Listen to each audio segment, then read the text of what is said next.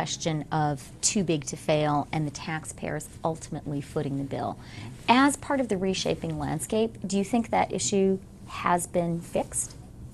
Well, I think our view has been really almost from the outset that the whole too big to fail question was a very important one to address, to really take off the table. I mean, we needed to make sure that this is an industry that is seen as one that can exist independently, does not have to be bailed out by taxpayers when there's a problem. And that's something that I think is very important for the industry, very important for the reputation of the industry. And so we've at Credit Suisse have been very engaged on that issue really for the past 3 or 4 years.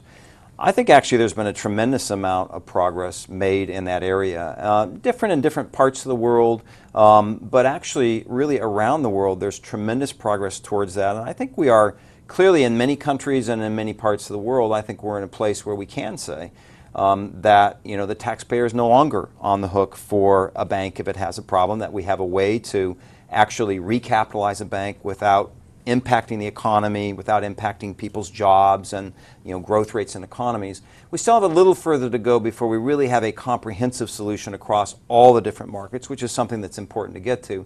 But I actually think there's been a tremendous amount of progress made, and that's something that's not really, I think, as broadly recognized as it should be. So you think that really bail-in has been mostly figured out and that it would mostly work in the event of another crisis?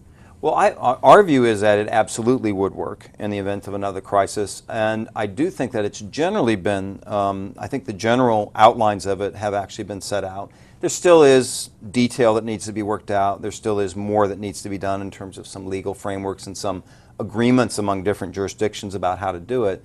But I think we're getting awfully close to that. So I think in the next year or two, I think we could be in a position where we clearly are in a place where there is no longer such a thing as too big to fail, that basically the banking system is able to actually recapitalize itself and